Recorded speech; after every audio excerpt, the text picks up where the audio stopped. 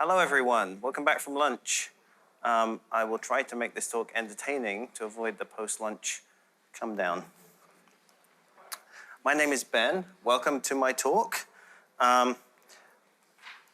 Today is actually a new moon. We have a new moon, which will become important in the talk. And a few disclaimers at the start. I feel like every talk I do these days, I have to say I didn't use any AI in the preparation, so any mistakes are mine. Also, this is your chance to quit this talk and go see Amir or Miro. This talk has plenty of C++ in it, but it's not primarily, technical C++ that perhaps you could use in your everyday job. If you do like this talk, I heartily recommend Cassio Neri's sort of accidental companion to this talk. It's called Speeding Date. It was at C++ Now, and the videos for that are coming out now. Right, everyone that's here wants to be here, so have we locked the doors? All right. I am interested in lots of things, but today I'm interested in time and calendars. And I've always been interested in calendars. In 1996, way back at the start of my career, I happened to be playing a lot of NetHack at the time. Some of you may know that game. And I was keeping a phase of the moon widget in my Win95 system tray, and NetHack changes your luck depending on the phase of the moon. In particular, if there's a full moon, you are lucky, right? And if there's a new moon, you're unlucky. And we were working on this game, which nobody now remembers, called Dungeon Keeper. And left over from college, I had this copy of Numerical Recipes in C. And you all understand this, right? This is, there's literally a comment in the book that says you aren't really supposed to understand this. But what this function does is calculates in C, as you can tell by the code in general, it calculates the phase of the moon. It takes two parameters, n and nph, where that's n phase, 0, 1, 2, 3, or 4, and enum for the first quarter, full, last quarter, new, etc. And it returns in these output variables the Julian day and the fraction of the day that moon phase falls on. I think it's after 1900 or something like that. Anyway, the end result of that was that I went to the programmer of Dungeon Keeper and I said, hey, it'd be cool if you put this in the game. And he said, I'm far too busy, send me some code. I wrote some code, based on stuff I learned.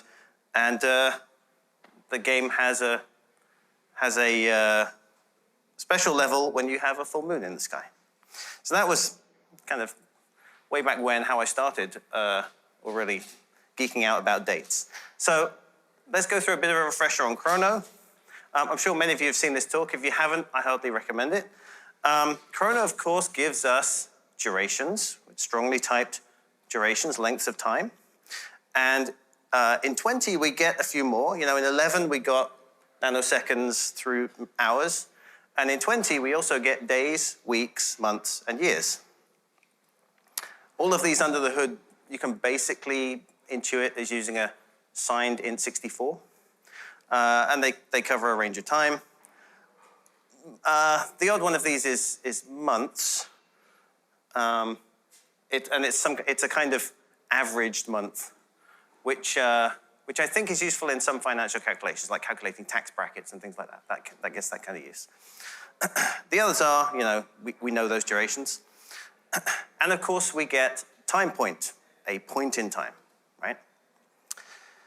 So again, this first part is review for many folks, I think. My tips for Chrono usage in general. First, using typed time is a huge, huge benefit over using untyped time, right? That's the first thing. Just use it. Conversions should happen at interface boundaries. Chrono does conversions for us where they're not lossy. So you can use, just use the types, and if the conversion isn't lossy, it can be done implicitly. It will be done.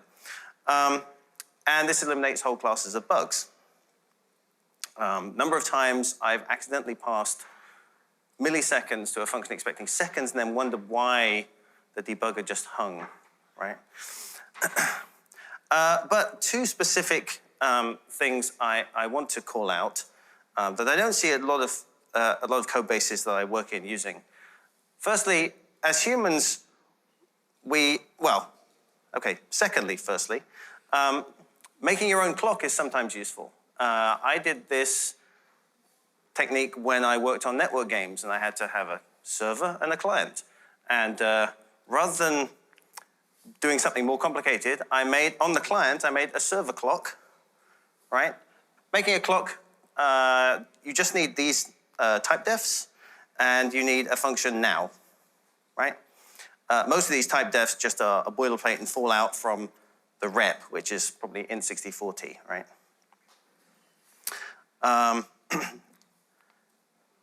So I had a clock on the server, a clock on the client. Connecting the client to the server meant synchronizing the clock, which meant setting the epoch of my local clock. And that's done once, and then you have a clock that you can use. So that's super useful. The other thing I see us humans doing a lot is we love to think about base 10 fractions, right? We love to think in milliseconds or microseconds or even nanoseconds. And something, Chrono works really well when you start to think not in terms of base 10 units necessarily, but if you have something whose natural tick is something else, you can just set it up. So instead of putting your clock in terms of ticks, right, integer microseconds in this case, you can define a duration which is the natural duration of your tick. And then you can use it everywhere, and you get implicit conversion that's non-lossy, and when you have lossy conversion, you do a static cast. Okay, so yeah, here's a couple of quick examples of making your own units. I had to write once a sort of present system for an online game where I wanted to show human time, right? So if my friend Tristan has been away for 37 minutes, 42 seconds, my computer knows that, but what it displays to me is about 35 minutes, right? And so this piece of code does exactly that. We are casting, we're getting a 5 minutes duration, right? So one tick of that duration is 5 minutes. That's 5 times 60. Then we're doing a duration cast, right? We're just saying now minus when Tristan went AFK, casting that to 5-minute ticks, and then fixing the type of AFK period to minutes, right? So we've cast it to 5 minutes, we've quantized it to 5 minutes, but then it gets back to a variable which is in minutes. So it actually becomes 30, 35, 40, 45. So that's one use. There are lots of other uses for making your own durations. You might want to define a year. Well, Chrono has a year, but here's a more frivolous way of defining it. An NTSC frame, I'm aware, is not exactly 29.9 seconds for any pedants in the audience or indeed on YouTube. Yeah, you can define any kind of duration you want, and that comes up. One more tip. Probably don't use high-resolution clock. I know it sounds great, right? But the problem is that it's underspecified. In particular, all the major standard library implementations, it's just a type def for system clock or steady clock. And you don't know which without really looking at the code, and therefore you don't know if it's steady. So if you want human time, and to be honest, most of the time, if you're working in presentation stuff, you just want human time, much of the time. If you're working specifically on timing things, then use steady clock for a stopwatch, or system clock for the human time. If you really need high resolution stuff, maybe look at platform specific. Okay, and just to round off this this section, these are some other clocks which I put in here. We got these in C++20. They all have slight differences, like including leap seconds or not, or if you have these specific use cases. But that is not primarily what this talk is about. So having said that, I want to talk much more about dates. So here are the important date types we have in Std Chrono. Day, month, year are all, they're all sort of integers under the hood, but they're strongly typed, right? Day, month, year, and weekday. In particular, as I say here, month and weekday are the enum type things. Month is 1-based. And then we have these kind of aggregates, year, month, day, which is just the triple of year, month, and day, and year, month, weekday, which is that triple. So all of those are their own types. And then we have sysdays. Sysdays is just a system clock time point, right? So a point in time with days as its duration. So we can't do direct arithmetic very much with the top 5 things on this slide. A lot of the code you're going to see, the arithmetic works by doing arithmetic in time points and durations, and then casting back. Okay, so year-month days can be pretty easily constructed. This is pretty much the only defense I have for the American way of writing dates. It's slightly shorter because July, stood chrono July, or has that month type, so that slash operator can be overloaded there. Probably stick to one convention. Many people might say the last one. Okay, so that was a bit of C++ introduction. Now I have to talk about history to set up what we're going to see in the rest of the talk. And this is where my diving down the rabbit hole was going last year. You know, and after the 12th book arrives from Amazon, my wife says to me, you better make something out of this, all this stuff you're doing. You better make a talk. So this is that talk.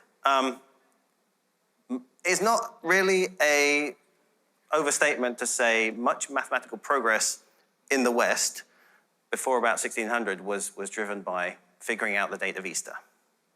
So our story begins in 46 BCE. The Roman Republic, not yet an empire, but a republic, has been in a civil war with Julius Caesar.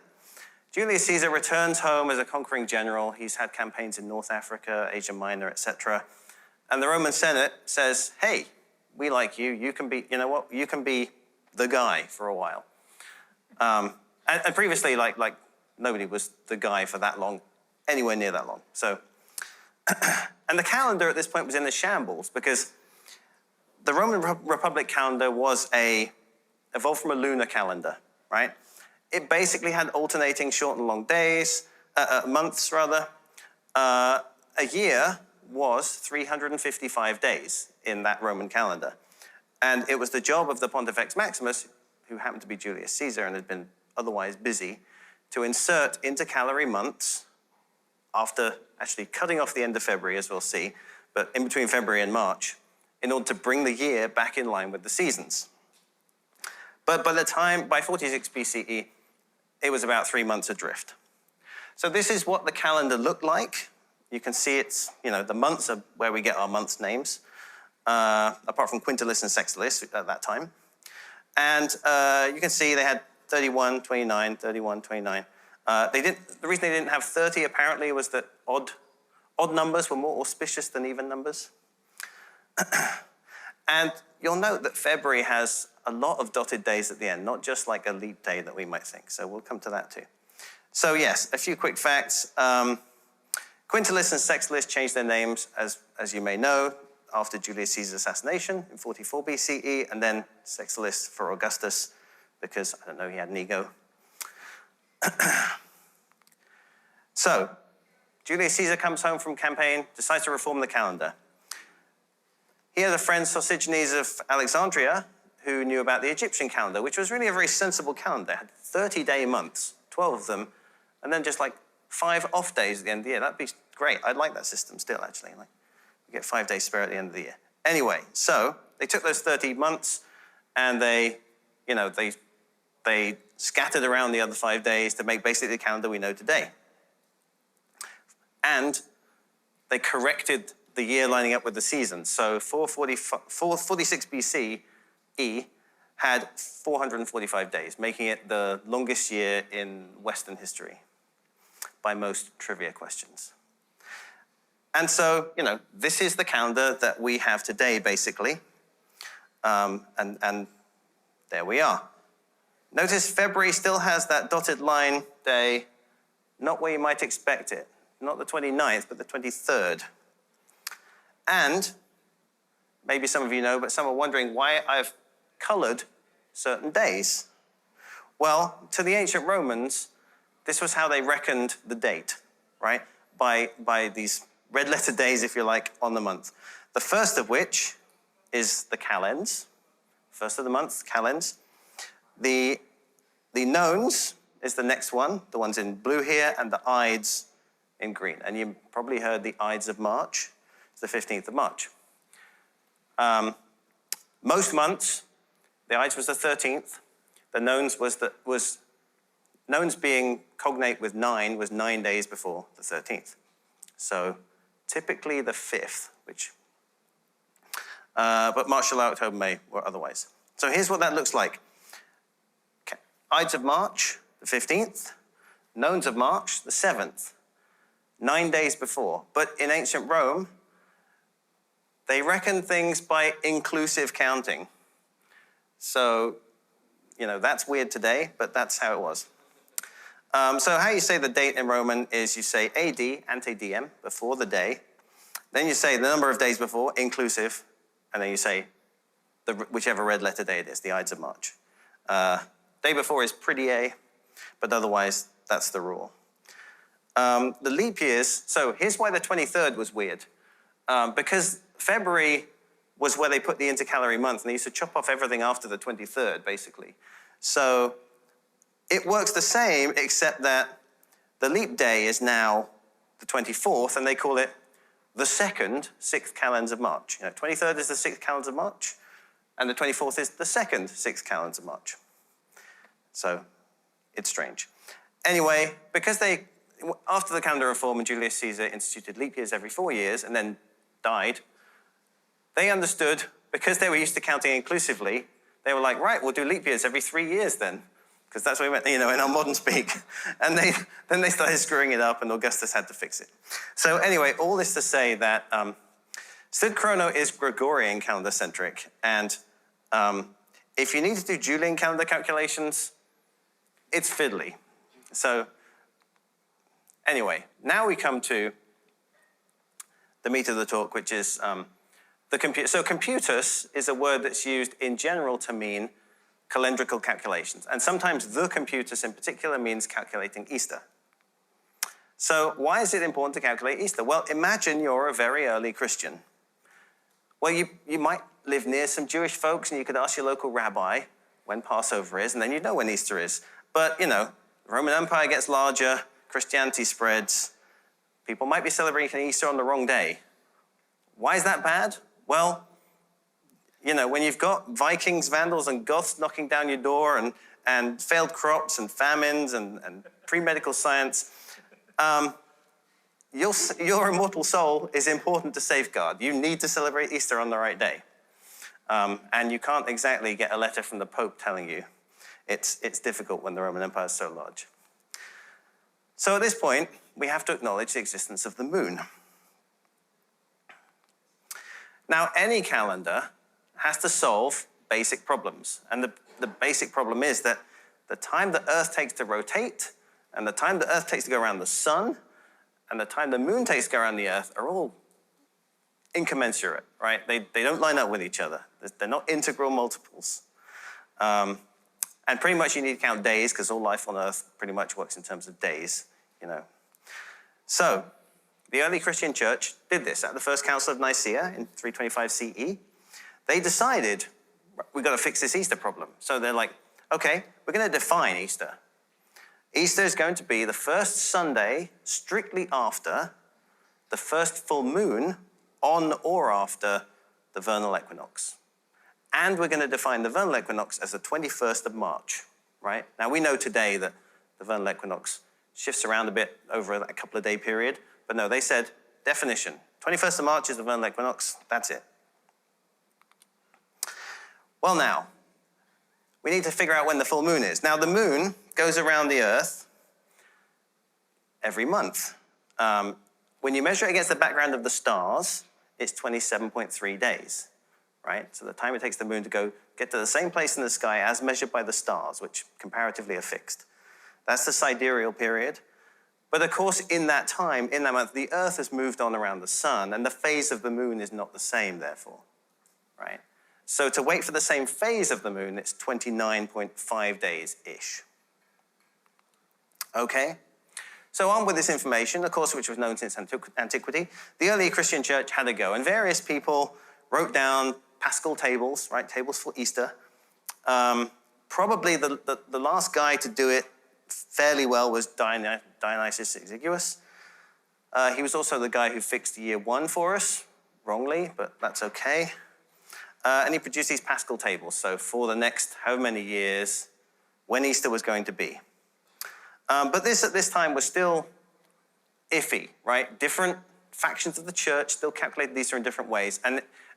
You had silly situations like this where this was, before England was England, there were kingdoms there. In the kingdom of Northumbria, King Oswy and Queen Eanfled, who was from Kent, their courts had different religious advisors in their courts, and they calculated Easter differently, and they ended up celebrating Easter a week apart. Obviously wrong. Okay, we're now up to the 8th century. Enter Bede, who is a monk, a very pious man, but also a very observant scientist. He made no bones about telling people they were wrong. Like, just look in the sky, people, you're wrong. And he was the first person to really get it right. He made this 532-year cycle. So that's 19 times 28. So where does that come from? Well, 19, as we'll see in a slide or two, is kind of like the cycle of the moon, 19 years. 28 years is, if you like, the cycle of the sun. So it's the time it takes for the leap day, 29th of February, to fall on every weekday, right? 4 times 7. He also noticed the Julian calendar was already slipping, but nothing was done about it as yet. But he produced this finally accurate cycle. So if we need to figure out where the moon's going to be, then we need this table. It's the Metonic cycle from Meton of Athens. So 19, like I said, the cycle of the moon is 19 years. 19 tropical years is just about dead on, just about, 235 of those synodic months, which means that 12 synodic months makes 354 days, i.e. every year, the moon falls short by 11 days. So if you add up those 11 days, and whenever you get to 30, you mod it, you get this table, the number of epochs per year, which is basically telling you how old the moon is on the 1st of January. So after 1 year, it's 11 days old. Next year, it's 22 days old. Next year, it would be 33, except you'd kind of mod the 30, get rid of an extra month, and then you count it as 3. And in the 19th year, there is this kind of lunar leap day, right? So it goes from 18 to 30 instead of 18 to 29, and that's just the way it lines up. Okay, so there's a bunch of terms which I'll put up on the slide, but which I'm more or less going to skip over. So we in theory know how to fit the moon, right, to our calculations. We need to do the same thing with the sun, and basically it's the same calculation, right? Instead of adding up 11s and modding by 30, we're adding up 7s, i.e. weekdays, and modding by 365. So every year, as you know, like if Christmas is on a Monday this year, then Christmas will be on in fact, Christmas just was on a Sunday, and it's not a leap year, so Christmas is going to be on a Monday. Isn't that right? I think that's right, yeah, it moves forward. Then a leap year, you have 1 extra day. So 2024 is going to be, 2023 this year is going to be Monday, 2024 is going to be Wednesday.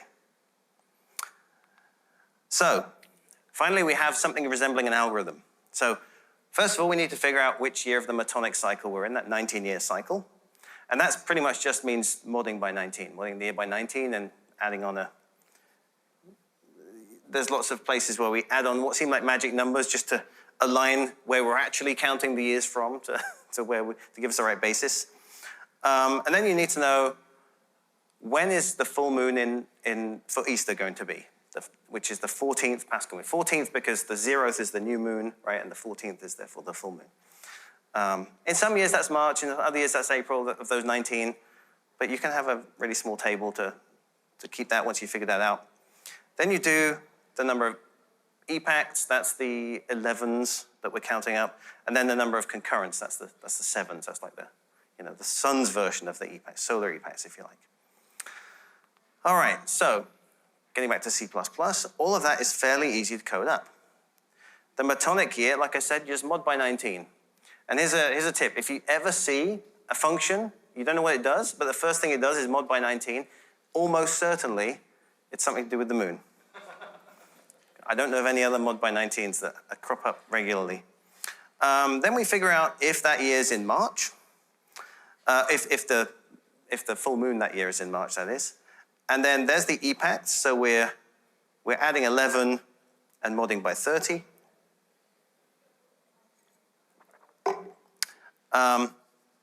And then, is that right? Anyway, we're calculating the epacts, and then we're calculating the current simile. You can see there's one extra for each year, and one for each Julian leap year, and mod by 7. Given that, we can figure out when the full moon is, right? So we're just gonna do that calculation that I said before. Now, most of it is just plain calculation. The last line is what I want to draw, or the last couple of lines is what I want to draw your attention to. So because we're in the Julian calendar, we're calculating the year, month, day, and the weekday separately. So the weekday is a fairly normal calculation with the solar epacts, the concurrents as they're called. And then we're just returning the combination of the year, month, day, and the weekday. And that minus minus is because this calculation actually gives us a one-based weekday, but the enum is 0-based. Given that, we can figure out when Easter Sunday is. We just say, well, we know when the moon is, we know when the weekday is. Let's figure out how far till the next Sunday after that, with the caveat that it's actually the Sunday after the next Saturday, because if that full moon's on a Sunday, we need to wait the full week. And then return. So this is very characteristic of the kind of thing that you're going to see on slides. So we're returning a year, month, day, right? But the return value at the bottom line is actually calculating a time point, right? Sysdays is a chrono time point in days. So we're casting the year, month, day of the moon date to days. We're adding on a duration. In this case, it's also in days, the number of days next Sunday. And then we're implicitly casting that in the return type back to a year, month, day, right? Because we can't do these kind of calculations directly on year, month, day. We want to do them in the time point in the duration. And this tells us that Easter Sunday 2023 is on the 3rd of April, but it was on April 9th. And that is because, again, remember, this is a Julian calendar calculation, right? So 3rd of April is, what are we? It was 16th of April, right? Because we're 13 days adrift of the Julian calendar this century. That's still not April 9th. Well, April 9th was Easter in the Western Church. April 16th was Eastern Orthodox Easter. Okay, there's some miscellany here. There's a lot of interesting calendar facts. I might talk about them if I have time.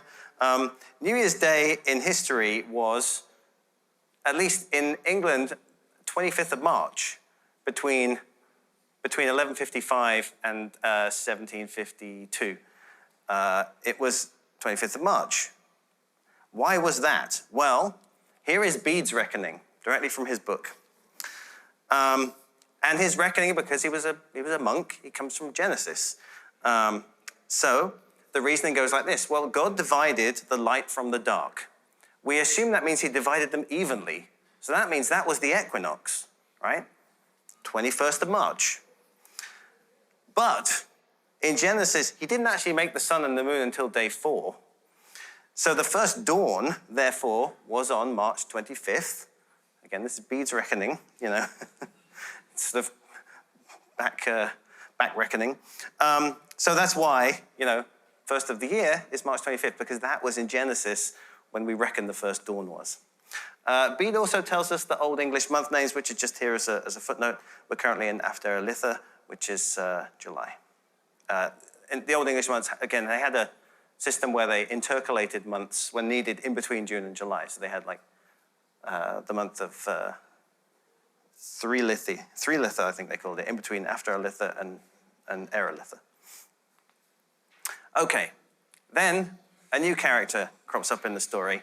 As we know, in 1583, or 82, I guess, the world listened to Bede, right?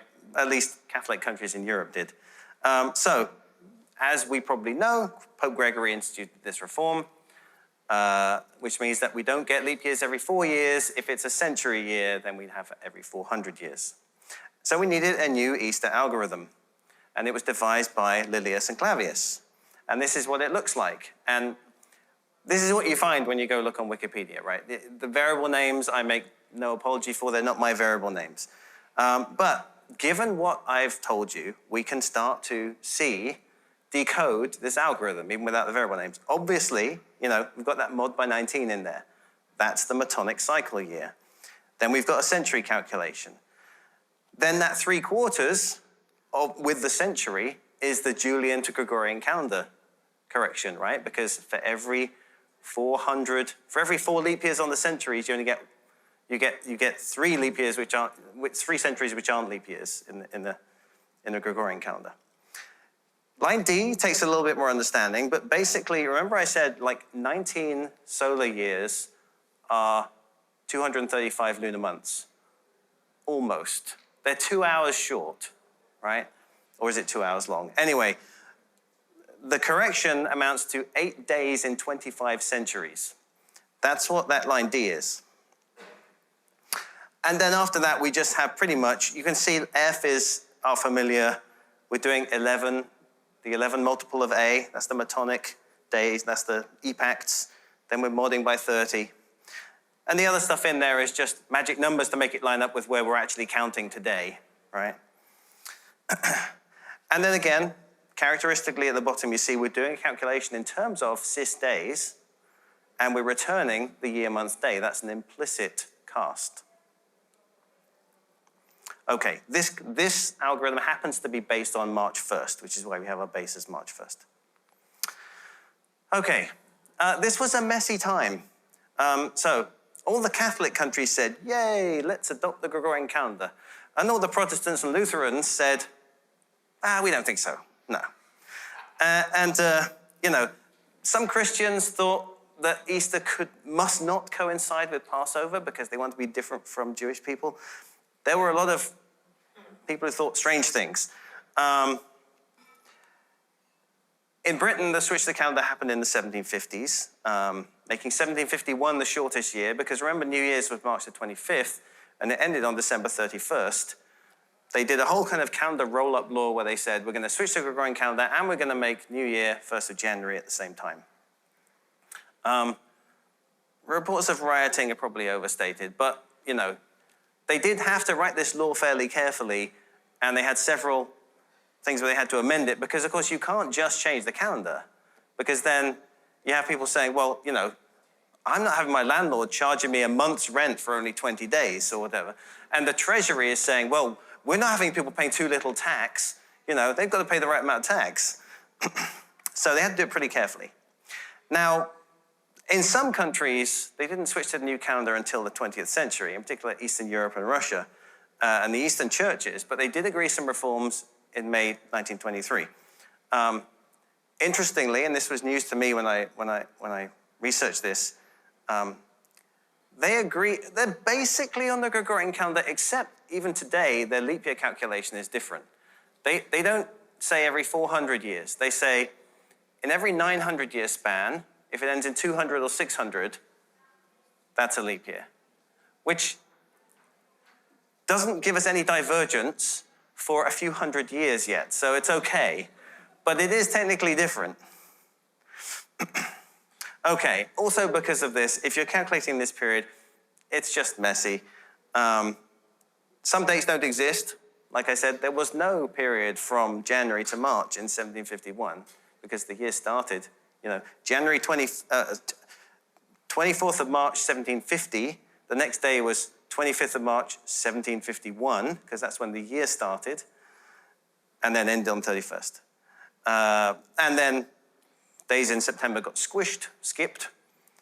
The weekdays carried on in order, but the dates got squished by the correction. Conversely, some things exist multiple times. England and Scotland had a unified crown under James VI of Scotland, James I of England, since 1603. And in Scotland, New Year's Day was January 1st.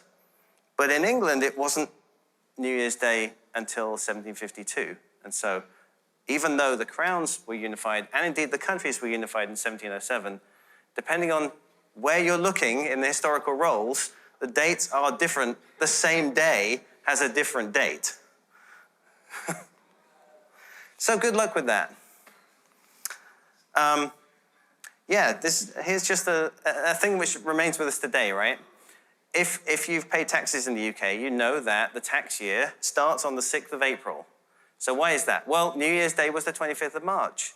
And remember when the calendar reform came in, the Treasury said, no, too much. We're not moving, right? So they moved by the 11 days for the calendar correction, Julian to Gregorian, but they kept the New Year's Day on the 5th of March. And then 1800 was the first year where it was a leap year in one calendar and not in the other. So they moved it forward one more day there. For some reason, they didn't do it again in 1900. It's been there ever since. So these things are still with us. So, you know, it's the 18th century, and there's a math problem. So our friend Gauss has a go. He tries to devise an Easter algorithm, and you will find it on Wikipedia. Even though he was clearly a genius, he still had problems. This is what his algorithm looked like. Now, we can see our familiar signposts. Mod by 19, mod by 4, there's leap years, there's weeks, there's centuries. There's our times 8 divided by 25, which is the metonic cycle correction, that's P. There's our mod by 30, M, and we got mod by 7 and stuff. Anyway, our 3 lines you can see, very similar to before. This time the base for the algorithm is 22nd of March, and we can directly add the offset, calculating with sys days, and then we get the implicit conversion back to year, month, day. But, you know, even though Gauss was a genius, there's still edge cases here, which aren't very nice. So if you want to calculate Easter today, the algorithm you should actually use is called the Mears-Jones-Butcher algorithm. And it dates, the origin is uncertain because it came from a New York correspondent in Nature in the late 1800s. But you can find this online. Indeed, there's an old issue of New Scientist, which is indexed in Google Books that you can find. The article is called How 10 Divisions Lead to Easter. And this is, as far as I know, the best way to calculate Easter today. Again, you can see the signpost, they're mod by 19. I'm using std_div here just to make the slide slightly shorter. Std_div gives you the quotient and remainder in one go, hence the destructuring. Although it's not actually specified which way around those two things go. So, but in the implementation I used, it was quotient and then remainder. That is strange, I admit. The advantage of this algorithm is that, again, I make no apology for the variable names. They're not mine. This is how you find the algorithms in the literature. The advantage is, of course, you get a direct expression at the end. We can just say directly, there's the year, there's the day, there's the month. Okay, so how do you unit test to Easter? Well, some useful things to know are the earliest it can ever occur is the 22nd of March. That means you've had a full moon on Saturday the 21st. After that full moon, the next Sunday is the next day. That is really rare. It only happened to, in 1818 and again in 2285. There have been a few, and there will be a few more early Easters in our lifetime you can check for. And the latest it can ever happen is the 25th of April, which is where the full moon happened right before the equinox, and then you basically had to wait another full lunar month and a week for the next full moon and the week after that. Now, if you go hunting for this kind of thing, you find that in the UK there was a law passed in 1928, the Easter Act, which says that Easter is defined to be the second Sunday or the Sunday after the second Saturday in April. Again, that's characteristic of the kind of language because you have to always consider what if the 1st of April is a Sunday, you want it 2 weeks in, right? So, and this code, very simply does that. This is, so I'm not a lawyer, but Wikipedia tells me this law was passed but never observed. Pretty much because, the politicians do what they like, but it's the church that counts when it comes to deciding whether to observe Easter. So here's how that might look. Actually, you can write that quite a bit shorter. So we can say directly the second Saturday in April, right? We can say Saturday, and then we index it by 2. That means the second Saturday in April. This is an example of a year, month, weekday. Second Sat here is a year, month, weekday type, which we can then cast to sys days, right? So this is giving us the second Saturday.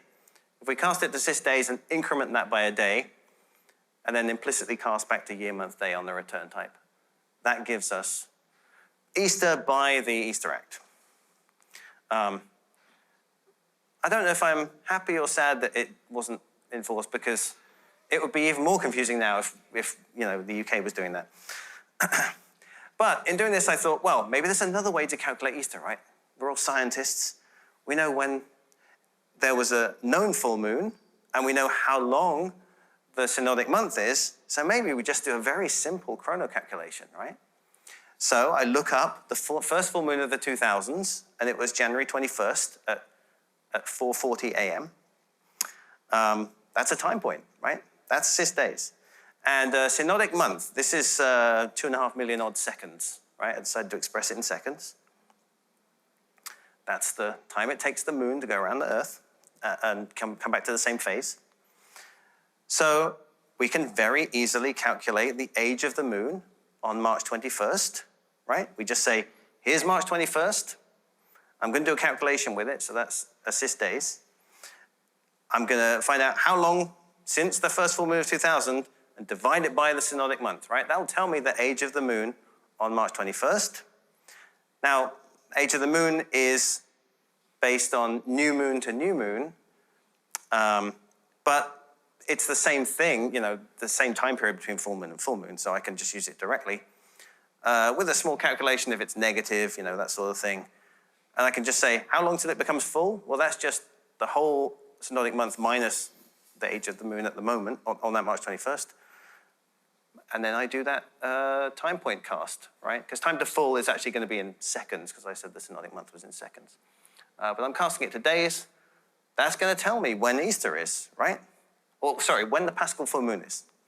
Then I can calculate Easter Sunday in the same way we saw before, by casting the full moon to assist days, doing the weekday calculation, adding on the length of time required. And this tells me scientifically when Easter is. But the church doesn't go by science, you see. This is astronomically accurate, but you do this, and then I wrote a unit test. And I looked up a table of Easter, right? And it matches. It's like, fine, fine, fine. 2020, fine. 2021, fine. 2023, fine. 2025, fail. You know, it would be nice if this worked, but the fundamental point is that the church doesn't calculate Easter this way, therefore it is wrong, unfortunately. Okay, so calendars are these messy human things. Std Chrono can help us out, and I'm going to show some more examples of that. So, to finish up, I've got a bunch more examples, similar to ones that we've seen, that might be actually useful to us. If we want to calculate the day of the week, that is a one-liner. So we've seen that we have, given a date, a year, month, day, we can static cast it to a sys days time point. We can then use that to construct a year, month, weekday, and simply read the weekday. That's a one-liner. It tells us the day of the week. Chrono helps us out. If we want to know when Thanksgiving is this year, well, it's the second Monday of October. We can do a very similar calculation. There's the second Monday of October using that indexed form. Cast that to sys days, implicitly cast to a year, month, day in the return type. Again, a one-liner. And if you're in the other place, it's the fourth Thursday in November, apparently.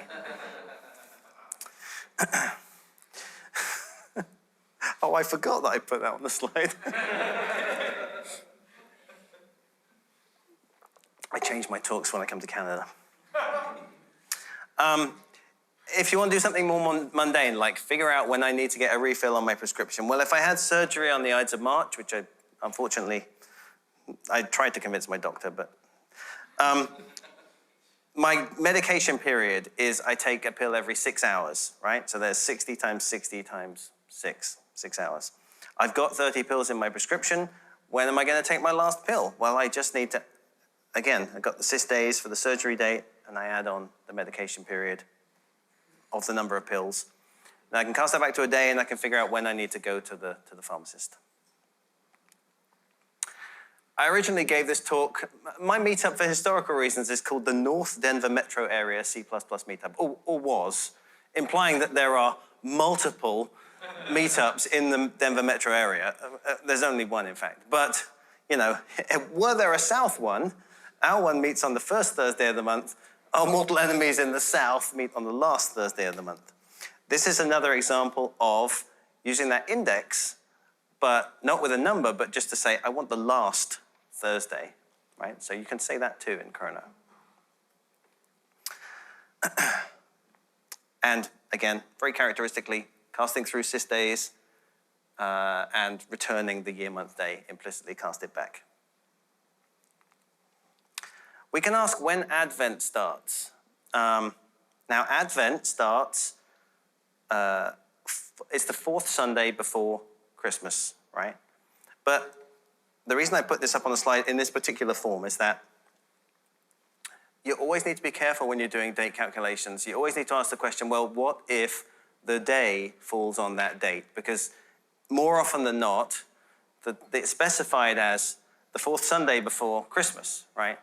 But you need to think about, well, if Christmas is a Sunday, which it just was in 2022, then you need to go the full 4 weeks back. Because, of course, the calculation, if you just do Sunday minus Christmas, as it were, you're going to come up with 0, right? And you want to come up with 7. So Christmas Eve is the day before Christmas Day. That's normal. I could have just put December 24th, but, you know, I wanted to illustrate a general case. And then we say, well, what was the weekday of Christmas Eve? That's exactly the same we saw before, that one line to say what's the weekday. Putting it in a year, month, weekday, and just reading out the weekday. Take away Sunday. That calculation, that difference gives us a duration in days, right? If you do weekday minus weekday, that's what you get, the duration in days. And then you can take that away from the time point that is Christmas Eve. Now you have a time point that is the Sunday before Christmas Eve. It might be Christmas Eve itself, but it's definitely the Sunday before Christmas Day, like in the way that we were saying before. Given that Sunday, you just need to take away, that should be a minus sign. I retyped these. Sunday minus 3 weeks is going to be the day. And we can also ask, you know, the normal kind of first-year undergrad questions like, how many Friday the 13th are there in 2023? There are 2. We had one in January. We'll have another one in October. This does the job. So we are now, thing here for Tristan, actually, maybe, or maybe not. But to be aware of, months, even though months are, we can increment them, and you know, when you think December plus plus equals January, you know, but they don't satisfy. I think it's weekly incrementable. The concept. There's no difference type. Exactly. Thank you. There's no difference type. They don't satisfy the concept weekly incrementable. So you can't directly pass a range of months to something like count if, because it is not a range, right? It doesn't fulfill the concepts. So that's why here I had to do iota starting at 1, ending at 12, 13 minus 1. Well, of course, the other issue is that you have no endpoint in the month enum because you want to be inclusive. But yes, same thing as we saw before, casting the 13th of the month to a sys day, and then just seeing if its weekday is Friday. And the answer is 2, as I said.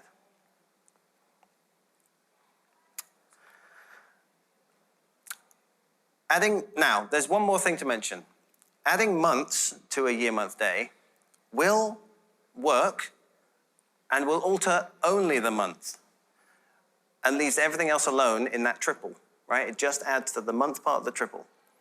That being the case, you can end up with nonsense dates like February 30th. If you have January 30th and you add a month, you get February 30th. And Chrono here has this OK predicate on year, month, day to tell you, is this a cromulent date or is this not okay? And the reason why it doesn't just make it okay is that there might be a couple of ways to do that, and you might want a different use case. So one use case might be you want to take those extra days and roll them over into March. Like you actually want to add the full month and account for all the days, and if there's any rollover, fine. Well, that you can do just by casting through sys days like we saw before. But another use case might be that you're just clamping something to the end of a month, right? In this case, it'll probably be January 31st. But you know, if you have the end day of one month and you add a month and you want to clamp to the end day of the next month, you might want to do the second thing here. Just take the year and the month out and do last.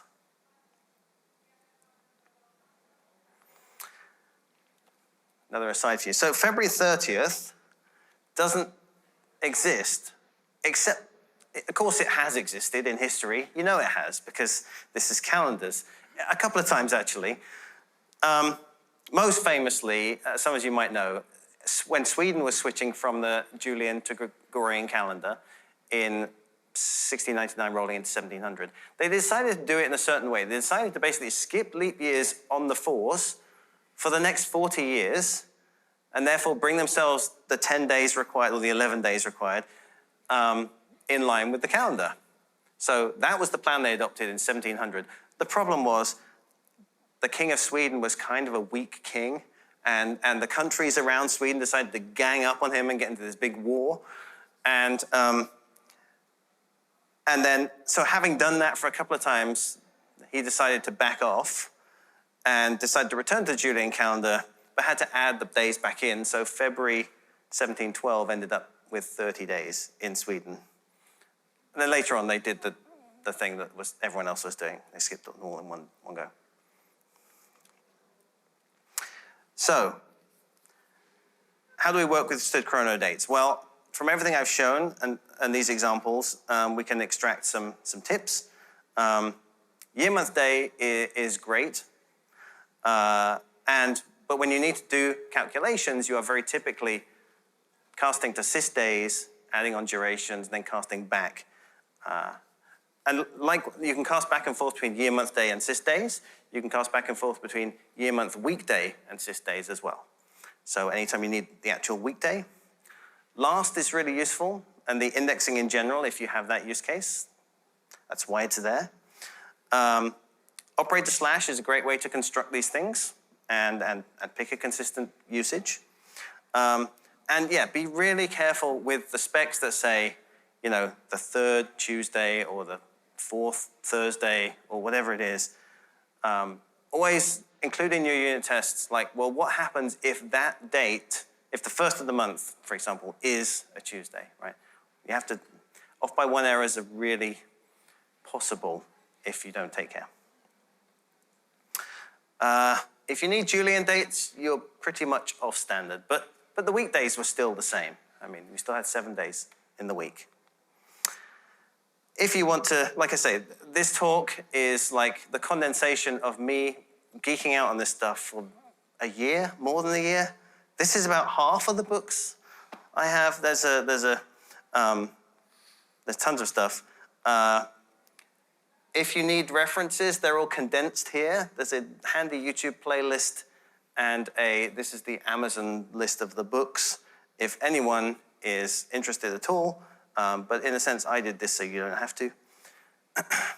But there's a very deep rabbit hole, and I've only had time to scratch the surface of the material. A final thought that I'll leave you with. If you're a Duran Duran fan, here's when you can accurately sing New Moon on Monday this year, including today. And I leave it to you to calculate other years as an exercise. Thank you very much.